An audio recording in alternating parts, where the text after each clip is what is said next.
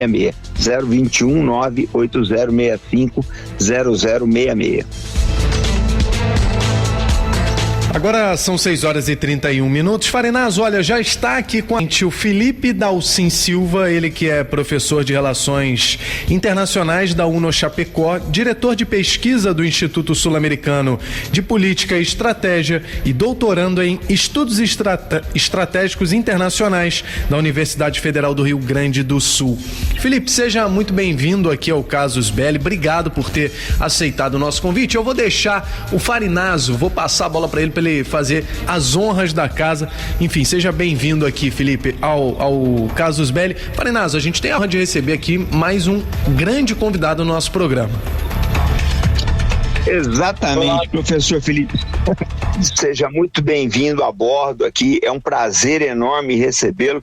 Esperamos que essa seja a primeira de muitas participações suas no Casus Belli. Então, fique à vontade aí, seja bem-vindo a bordo. Muito obrigado por ter aceitado o nosso convite. Olá, pessoal, me escutam? Um prazer estar aqui com vocês. Espero contribuir para o debate. Vou pedir, Farinazo, para você fazer as honras da casa aqui com o professor Felipe. Afinal de contas, professor, a gente já vinha falando aqui as atualizações que envolvem Irã, Israel, Estados Unidos. Eu vou pedir ao Farinazo para fazer as honras da casa aqui com você. Perfeito. Professor, eu queria saber o seguinte, na visão do senhor, tá? Na visão do senhor, lógico, a gente não estava no gabinete, não tem como saber, mas na visão do senhor, essa discussão aí entre o Trump e o Netanyahu, que teria acontecido semana passada, aconteceu mesmo assim com a intenção de um rompimento ou foi jogo de cena dos dois? Como é que o senhor está enxergando essa crise ou essa pseudo-crise? Perfeito, acho que é uma pergunta cerne, uma pergunta inicial muito importante, porque como a gente aprende nas aulas de relações internacionais, cada estado tem que pensar em si, cada líder político pensa em si. Então Netanyahu está pensando no dele, que é se manter no seu cargo político, e ele sabe, se o status de guerra parar, cessar, se não tiver conflito, provavelmente ele não vai continuar como um líder de Israel, vai perder apoio político, e a gente sabe que tem várias denúncias de corrupção, ou seja, se a guerra acabar, se os conflitos no Oriente Médio acabarem para Israel, provavelmente o Netanyahu acaba também. Então eu acredito, na minha concepção, que o Trump ele caiu numa trampa, desculpa o jogo de palavras, né, caiu numa armadilha, porque o que se sabe é que, o que se vincula é que o Trump foi avisado pela inteligência do Mossad que o Irã estava muito fraco depois da operação Martelo da Meia-Noite, que ocorreu no ano passado, porém o Irã não ficou parado depois dessa operação, né? O Irã ele se rearmou, ele se preparou, parece que a mira do Irã melhorou de uma maneira excepcional, então a gente vê que tem um apoio russo, um apoio chinês provavelmente a isso. Então o Trump caiu numa armadilha e está em um grande buraco chamado Irã, que ele não consegue sair, né? A gente vê que as negociações com o Irã, cada vez o Trump cedendo mais. Antes falava que era o fim total do programa nuclear iraniano, agora já diminuiu por um determinado tempo. Antes era para que o Irã não podia ter mísseis balísticos, já isso foi por terra, né? E cada vez está cedendo mais. E o Trump tem que se preocupar com as eleições de meio termo, meio período, né? Midterm elections, né? do Congresso americano. Para ele é nevral. Por quê? Porque se elege um Congresso que é contra ele, tudo que ele quiser fazer, ele vai encontrar empecilhos no meio do caminho. Então ele criou uma grande armadilha para a governabilidade dele nos próximos anos. Então, na minha concepção, foi um grande erro, talvez o erro mais devastador das duas administrações Trump ter invadido o Irã. Todo presidente dos Estados Unidos até hoje foi contra uma invasão do Irã, né? Decidiu não invadir. O Trump foi lá e cometeu, desculpa, um grande erro, um erro que eu acredito que é talvez, mais uma vez, o maior erro da carreira política dele, que não é tão longa assim, né? Professor, mas o senhor vê ainda, o senhor acha que dá tempo dele reverter o quadro até as midterms? O senhor acha que ele consegue, que há espaço para a reversão desse quadro? O quadro atualmente é desfavorável a ele, mas nós ainda temos uns 5 meses, né? Como é que o senhor enxerga isso? Dá para fazer alguma coisa ainda? Dá para fazer, dá, né? O que o Trump pode fazer que está tendo essas escaladas? Fazer um ataque e simplesmente falar que venceu, né? Como os Estados Unidos fez no Vietnã. E a gente tem que lembrar que antes de sair do Vietnã, os Estados Unidos deu uma série de ataques, aumentou o número de bombardeiros para falar que tinha ganhado e depois saiu. Os Estados Unidos pode fazer uma manobra nesse sentido. Porém, né, as reações do Irã podem continuar, o Estreito de Hormuz vai continuar fechado, o Irã percebeu o poder que tem em relação ao Oriente Médio e ao mundo com o controle do Estreito de Hormuz, o controle dos fluxos do petróleo, e não só do petróleo, de todas as matérias-primas que saem de lá. Isso é importante salientar, que não é só petróleo. Então, eu acho muito difícil o Trump conseguir sair desse buraco. E outra, qualquer acordo que ele for fazer agora vai ser muito desfavorável para os Estados Unidos, porque o Irã tem um tempo na mão, os Estados Unidos não. O Trump está totalmente com o tempo contra si. Então, qualquer acordo que saia agora, o Irã sabendo desse dado, que tem as eleições de meio período, né? O Irã sabe que consegue puxar muito a corda dos Estados Unidos, a corda do Trump, e o Trump não tem muito como ceder. Então eu não vejo como o Trump conseguiu um acordo favorável. Impossível não é, né? Não existe o impossível, mas é muito difícil. Muito obrigado, professor. Eu vou passar para o Léo agora. Léo, tá contigo. Perfeito, Farinazo. Olha, uma reportagem publicada agora no site da Sputnik Brasil, e eu convido você que acompanha o Casus Belli a acessar o noticiabrasil.net.br, essa matéria com o Pete Hegseth, que é o secretário de guerra dos Estados Unidos. Ele está em Guantánamo e afirmou que o Comando Central dos Estados Unidos estará ocupado esta noite após Donald Trump dizer mais cedo que realizaria novos ataques contra o Irã. Ele declarou o seguinte: olha, o presidente Trump disse que atacaremos o Irã com força e vamos mesmo. Segundo Hegseth, o Irã ainda tem a chance de fechar o que ele chamou de um bom acordo e formalizar compromissos que, de acordo com ele, Teherã afirmou estar disposto a assumir, mas que não cumpriu. E aí eu queria trazer o professor Felipe para comentar um pouco esse assunto, porque, Felipe, mais uma vez a gente tem uma autoridade norte-americana dizendo o seguinte: olha, o Irã tem a chance de fechar um bom acordo, nós estamos em busca desse acordo, nós, enfim, estamos negociando, estamos próximos. Mas o Irã não confirma isso e os Estados Unidos seguem ameaçando e pressionando. Essa ameaça norte-americana, ela, em algum momento, você enxerga a possibilidade do Irã perder um pouco a paciência com essa retórica e, de alguma forma, partir de fato para o ataque contra os Estados Unidos? Olha, o que mais se retrata, o que mais importante sempre são as atitudes e não as palavras. O Trump, né, como o Farinazo trouxe muito bem, salientou muito bem, o Trump já acabou com essa guerra, ou falou que essa guerra ia acabar 37 vezes. A gente sabe por que ele fala isso, para acalmar os mercados, né?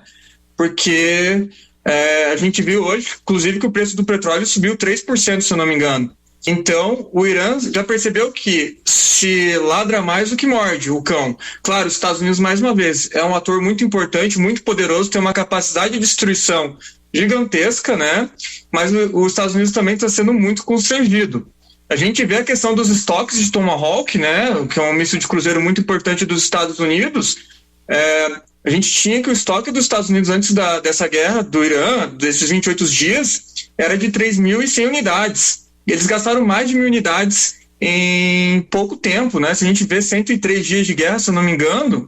Então, né, por mais que os Estados Unidos tenham a capacidade de causar muito dano ao Irã, ele não pode gastar todas as fichas dele só no Irã, porque ele sabe que tem a possibilidade de um conflito no Mar do Sul da China, com a China, ele sabe todos os constrangimentos que tem em atuar em outras regiões do globo.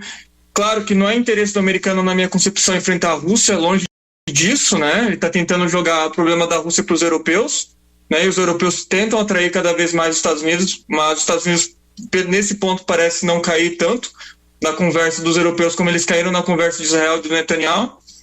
Então, vamos ver o que vai acontecer, mas eu acho que Israel, mais uma vez, está jogando com o tempo. O tempo é favorável a Israel, não aos Estados Unidos. Talvez o que os Estados Unidos pode fazer, realmente, mais uma vez, que eu tinha salientado antes, realizar um ataque, falar que conseguiu, de certa maneira, desmantelar as forças israelenses do Irã, conseguiu desmantelar parte das forças iranianas, que conseguiu, de certa maneira, desmantelar o programa nuclear iraniano, né? E seguir em frente, life goes on, aceitar declarar uma vitória, mesmo sabendo que, no fundo, não foi uma vitória. Mais uma vez, lembrando o episódio do Vietnã, que foi, de certa maneira, assim, e, de certa maneira, até nas invasões dos Estados Unidos no Oriente Médio, foi, de certa maneira, assim, se decretou vitória, mas depois a gente sabe que não foi muito bem vitorioso os Estados Unidos, que os objetivos políticos não foram atingidos, não é mesmo?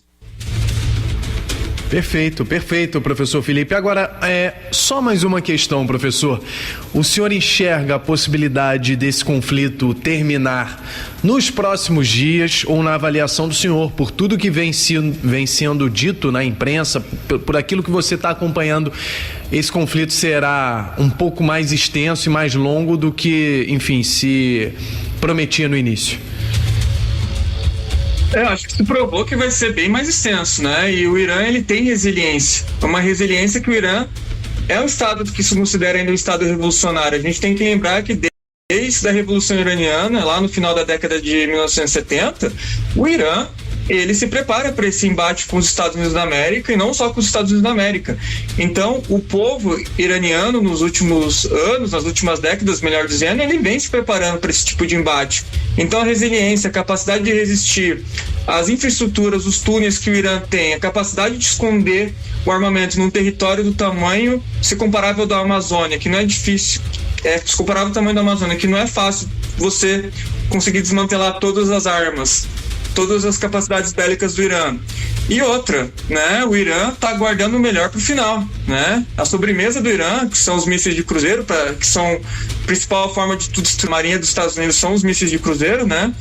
Então, o Irã não está usando muito ainda. Então, as melhores armas do Irã ainda não foram usadas. Ele está instigando que os Estados Unidos estirem os custos, né? Usando os armamentos de menor qualidade, porque os Estados Unidos não pode deixar que o Irã ou suas forças ou suas bases militares sejam atingidas no Oriente Médio. Então ele tem que bloquear com os Patriots, que o custo é gigantesco, né? De produção e de gasto, de manutenção. Então, quanto mais durar para o americano é pior. E quanto mais estira a corda é pior. Por mais que os Estados Unidos tenham alertado que vai aumentar muito a produção, por exemplo, do Tomahawk para 2027, né? Que os Estados Unidos produz nem uma centena por ano de Tomahawks, né? Por mais que fale que vai produzir centenas e centenas nos próximos anos, mesmo assim o custo, capacidade logística, todo esse entorno de matéria-prima tem que ser levado em consideração. Então, na minha concepção, os Estados Unidos deveria tentar fazer um acordo o mais rápido possível. Quanto mais ficar, pior vai ser para os americanos. E o Irã sabe disso, tá jogando com isso. Perfeito, perfeito, Felipe. Farinazo, mais alguma questão ao professor Felipe sobre esse tema? Olha, gente, o interessante é que estão chegando umas notícias aqui, parece que o Irã está sob ataque novamente, estão chegando agora de diversas mídias internacionais que o Irã já está sob novo ataque dos Estados Unidos. A gente não conseguiu confirmar ainda, várias notícias entrando aí pelo Twitter e pelo Telegram, mas parece que tudo indica que está havendo um novo ataque aí contra a porção ocidental do Irã, ali provavelmente próximo do Golfo. Vamos aguardar para ver se isso se confirma, né? Então seria Donald Trump cumprindo a sua promessa. Agora o problema é que o Irã também pode responder, né? Tá, acho que a gente vai ter uma noite agitada, pelo que eu estou vendo aqui, professor. Infelizmente, né? Infelizmente, mais uma noite agitada. A gente vai ter que depois ver avarias dos estragos, dos danos para os dois lados. A gente espera que a população não seja alvo desses ataques, por mais que houve um ataque agora dos Estados Unidos a uma central de abastecimento de água, né, do povo iraniano. Então, a gente vai ter que avaliar, mas é isso, né? Então, a gente roga que esse ataque dos Estados Unidos seja o menor possível para que a escalada não aumente, mas temos que esperar para ver. Professor. Perfeito, perfeito. A gente agradece ao professor Felipe, agora 6h45, e eu convido você, ouvinte, a participar aqui do nosso WhatsApp, 21980650066, 21980650066. Fique à vontade para mandar mensagem por texto ou por áudio que a gente traz aqui para o nosso programa, e você tem a oportunidade de ouvir um pouco o Farinazo, também o professor Felipe, enfim, dois especialistas no assunto para a gente conversar. Farinazo, a participação do ouvinte sempre fundamental aqui para a gente. Perfeito, Léo. O programa é feito para o ouvinte e a gente quer que ele seja feito pelo ouvinte também. Então escreva para cá, deixe os seus comentários, dúvidas e sugestões no WhatsApp 021 980 65 0066. A gente aguarda a ligação de vocês. Briefing estratégico. A gente dá continuidade aqui ao Casus Belli. A Coreia do Norte anunciou hoje planos para desenvolver uma nova classe de destroyers com cerca de 10 mil toneladas, superando em tamanho os navios da classe Arleigh Burke, da Marinha dos Estados Unidos. Essa informação foi divulgada pela Sputnik Brasil com base em análise de uma revista norte-americana. Segundo a publicação, o anúncio indica a confirmação de uma terceira geração de destroyers norte-coreanos. Atualmente, os dois navios já lançados deslocam cerca de 5 mil toneladas. Em março deste ano, a Coreia do Norte já havia revelado que trabalhava em embarcações maiores de aproximadamente 8 mil toneladas. A reportagem destaca que os navios representam um avanço significativo para a indústria naval militar norte-coreana. Outro ponto ressaltado é a elevada capacidade de armamento. De acordo com a análise, esse novo navio apresenta alta densidade de células de lançamento de mísseis, priorizando o poder de fogo ofensivo. A expectativa é que futuras versões incorporem mísseis de cruzeiro e armamentos hipersônicos. A publicação afirma ainda que um destroyer de 10 mil toneladas poderá acomodar radares maiores, além de oferecer mais resistência e capacidade de sobrevivência em combate. Farinazo, olha, a gente vem acompanhando, né, que a Coreia do Norte vem apresentando uma série de melhorias com relação ao seu exército, né? Como é que a gente pode avaliar esse crescimento, enfim, esse desenvolvimento da equipe militar da Coreia do Norte? Pois é, Léo, a gente tem que olhar o seguinte: a Coreia do Norte, ela nunca teve assim uma grande marinha, né? A marinha dela é mais focada em submarinos do que em forças de superfície. Mas agora parece que ela está entendendo cada nova questão estratégica do Extremo Oriente, do Pacífico, né? O papel dela talvez chegue a ser mais exigente. Então, esses destroyers novos aí da Coreia do Norte, que teriam uma capacidade maior aí, eles têm uma nova arquitetura naval, com sensores mais modernos, integração com mísseis estratégicos, uma tendência hoje em todas as marinhas, é uma necessidade, o Brasil precisa buscar essa necessidade, uma capacidade de mísseis de ataque de longo alcance, né? E também lançadores verticais, que na verdade hoje em dia é a menina dos olhos de toda a força de superfície, né? Esses lançadores verticais, você tem navios que levam até 96 quilos desse daí, você consegue lançar uma grande quantidade de armamento numa versatilidade muito grande, porque nesses 90 e poucos quilos aí, você pode combinar, por exemplo, defesa aérea com armas antissubmarinas com mísseis de cruzeiro. Então é um avanço da Coreia do Norte, é um sinal de que eles estão preocupados aí, né, com os rumos que a geopolítica está tomando. Eles sabem que eles vão ser exigidos. Nós não podemos esquecer que essa semana, né, Xi Jinping, nos últimos dias, Xi Jinping visitou a Coreia do Norte. Fazia tempo que ele não fazia isso, né?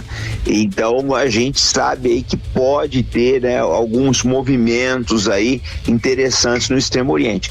Não podemos nos esquecer também que a Coreia do Norte teve uma excelente participação na operação militar especial ali na área de Kursk, auxiliando a Rússia. E provavelmente trabalhadores, né, operários norte-coreanos devem ir trabalhar na Rússia também, fabrico de drones, enfim.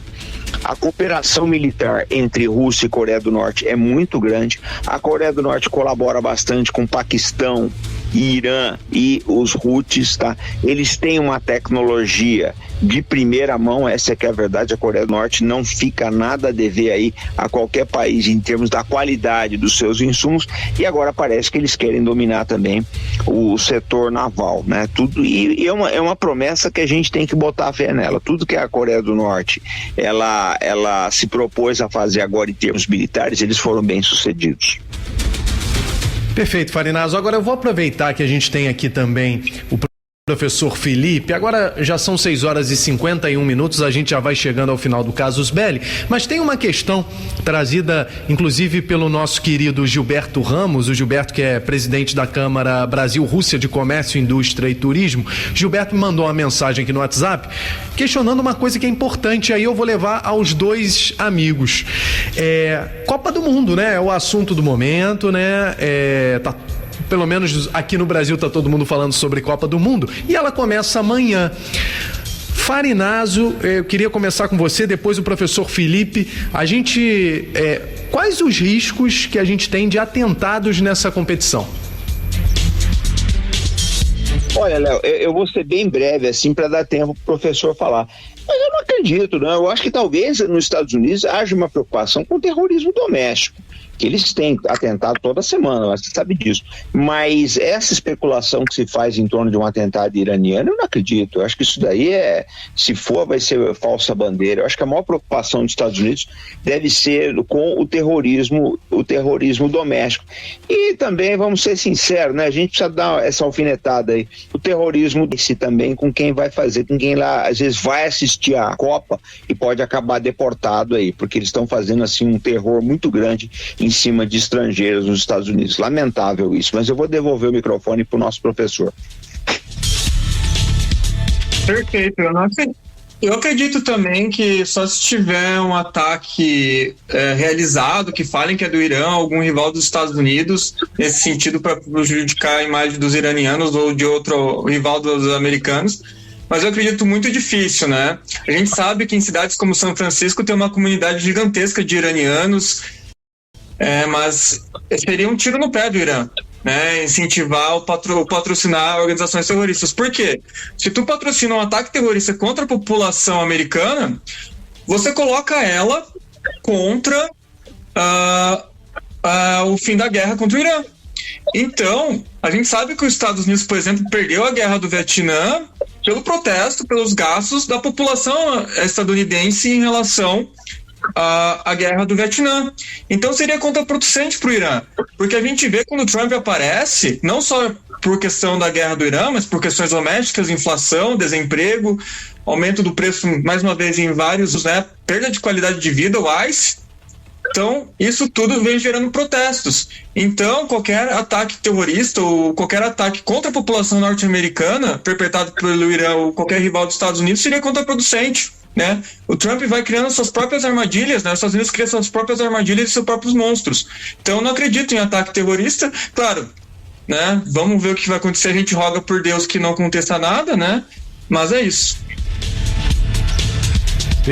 Perfeito, professor Felipe, obrigado. Queria agradecer ao nosso querido Gilberto Ramos, que mandou essa questão aqui pelo WhatsApp. Gilberto, um abraço para você, obrigado pela audiência. Agora, a gente recebeu mais uma mensagem aqui, Farinazo, seguinte, olha, Farinazo, do Rogério, de São Paulo. Comandante, você acha que os americanos vão escolher um presidente melhor ou vão manter esta soberba toda?